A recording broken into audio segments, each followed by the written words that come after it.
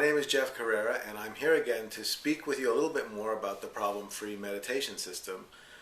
That's an approach to meditation that I've been developing with my friends here at About Meditation. This is the second video in a series of 3, and today I'm going to be going into a little bit more about what the practice of meditation is, and also I'm going to address what may be the number one question or challenge that meditators face, and explain to you how the problem-free meditation system addresses that. But first, I want to say that in the first video I introduced a little bit about myself. I spoke about the fact that I've had a serious practice of meditation for over 20 years. I've been teaching meditation to people around the world for the past 10 years. And I gave you some anecdotal stories about my own beginnings with meditation, which were a little rocky. And so one thing you can know about me is that I was not a natural-born meditator. I didn't take to it like a fish to water. I had to struggle through all the things that most people struggle through, but in the end, I put myself in a situation where I was able to have the opportunity to meditate at, to an incredible degree, and was blessed with the kinds of breakthrough experiences that I always wanted. And so today I want to start again by speaking a little bit more about the problem-free meditation system, and specifically the question, what is meditation? What is meditation in this system? And I introduced that a little briefly in the last video, but I want to speak a little more in depth about it. The approach to meditation that this system uses, I call the practice of no problem, and the instruction for meditation is simply to have no problem. And it sounds simple because it is simple, and it will be easy for anyone to practice using this method. And at the same time, once you start practicing, you will discover that it brings out all kinds of challenges, and it gives you plenty to work with in order to deepen into what it means to really allow your experience to be exactly what it is. And which includes the fact that your mind will be constantly trying to find a problem, and you're okay with it. And that's what I want to talk to you about right now. Our minds are problem-finding machines. That's what they do. They've been developed, they've evolved over time to be fantastic at finding problems. They essentially, think of them as your guardian angel for problems. They've been conditioned by an assumption that there is danger around every next bend. And so your mind, one of its major functions is it's constantly on the lookout for problems. It's looking at every circumstance you're in, every situation, and it's looking for potential problems, potential pitfalls, potential things that could be a hindrance to you. And when it finds them, it's constantly putting them up. It's like it's putting a sign in front of your face. I see a problem, I see a problem, I see a problem. Many of you, if you are old enough to remember, there was a sitcom in the 60s called Lost in Space, and there was a robot. And whenever the robot noticed that there was danger, it would start waving its arms and saying, danger, danger. Well, your mind is kind of like that. It's constantly on the lookout for danger, which is not necessarily a bad thing. Sometimes your mind will pick out problems and you'll be able to address them before the danger occurs. The problem is that our minds have become so good at it that it has left us with an existential sense of insecurity. Many of us find it difficult to escape from our neurotic thoughts, from the ways in which our mind is constantly defining a problem.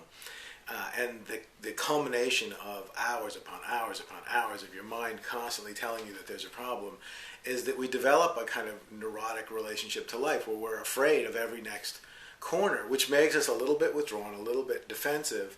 And that posture makes it difficult for us to feel like we're able to embrace life wholeheartedly, to really get a hold of our lives and become the driver in our lives, and also not be rocked by everything that happens that's negative, not to be thrown this way and thrown that way. Sometimes we feel like a leaf in the wind getting banged around by every next thing that occurs. And what you're going to learn today is that the key to shifting that relationship to life doesn't have anything to do with making any changes to your mind. And that's what, in the practice of no problem, what meditation means is that you just don't make a problem out of anything, including anything that your mind does. This meditation practice doesn't have anything to do with altering your mind, changing your mind, or manipulating your experience into a better experience. It only has to do with developing a very deep habit of not having a problem. Now, one way to think about your mind is that your mind is a habit of having a problem. So you're not going to be able to alter your mind, because you're not going to be able to get it to not have a problem, because that's what it is. That's what it does. It's a part of it, at least, is a habit of having a problem. But you can develop an even stronger habit of not having a problem, of being able to relax into the way things are and see everything as it is, without reacting, without pulling back, without recoiling, and address things in whatever way is most appropriate in the moment. And this relates to one of the most fundamental questions that meditators have, which is the question, how do I quiet my mind? How do I stop my mind? Not everyone, but many people are feeling like their mind is driving them crazy, their neuroses is driving them crazy, and they would have peace if only their mind would stop, if only their mind would quiet, but it's so loud, it's always in their face. What do? Now, of course, they're right. If your mind quiets, if your mind stops, you will experience peace. And many of us have moments, at least, where that does happen.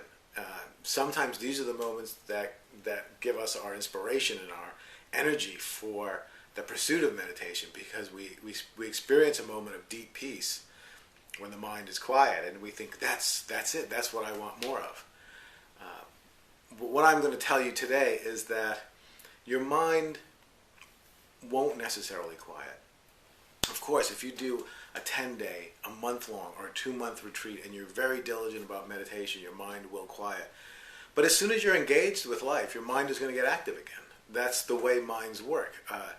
So in days long past, and some people still today, if they are very motivated to experience a quiet and still mind, might do long retreats. Maybe they'll become a monk and they'll just meditate all the time, and you can get into a very silent place in your mind. But for those of us who are actively engaged with life and intend to be actively engaged with life, that's not going to happen. You can't be actively engaged with life, needing your mind, working on life's problems, and have it be silent. It doesn't work. And the 10 minutes, 20 minutes, or hour a day you spend in meditation is never going to be enough time for the mind to slow down. Think of your mind as like a car on the highway that's been driving all day at 90 miles an hour. If you take your foot off the gas, it doesn't just stop. It won't stop in 5 minutes. It'll keep rolling. It's got a lot of momentum. So minds have a lot of momentum, and they keep on going. So the trick, or the insight of the practice of no problem, which is the foundation of the problem-free meditation system, is that even though our minds have a problem, and probably will continue to have one, we don't have to have a problem with that. We can develop a habit of not having a problem with the fact that our mind is constantly presenting us with possible problems. And what you discover in that is the key, it's the central insight of what meditation gives anybody. Any form of meditation that I'm aware of, if you take it very far, the insight that you have at the end that's so shocking and so amazing and so liberating is that you are not your mind. That your mind, we all hear our minds talking to us. We all hear a kind of running commentary of our life that seems to accompany us through every circumstance. And we think of that as us thinking, when in fact it really is mainly our mind explaining to us what's happening based on whatever our mind has learned from past experience. And when you learn to have no problem with your mind, you learn to be able to allow it to just keep going. It's like a tape recording in the background. And you learn during your meditation practice to stop listening to it completely. And it just goes and goes and goes. And then you are free to just be with whatever, no matter what your mind is saying, no matter what your experience is, you are free to just be. And then when you are in life dealing with real problems, you can't necessarily ignore your mind because often it's giving you good and valuable information.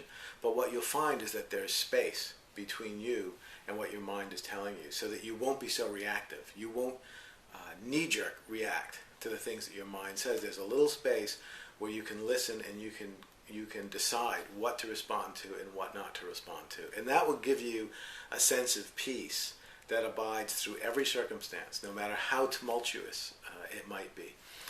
So those are two things that I wanted to share with you today, two facets of the problem-free meditation system.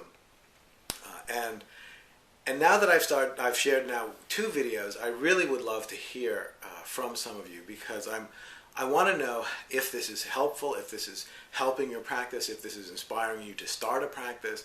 Also, what is it reflecting to you that and reminding you about in terms of your own practice? What are the challenges that you've overcome?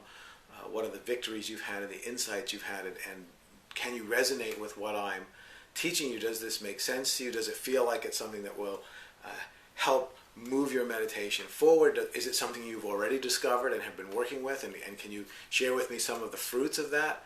I would love to hear from you. At the bottom of the page, there's a comment section. So please just leave a comment. Whatever it is, I'm going to be reading them. I'm going to be responding to them. I'm looking forward to engaging and to beginning to start a dialogue with you that I think will benefit both of us.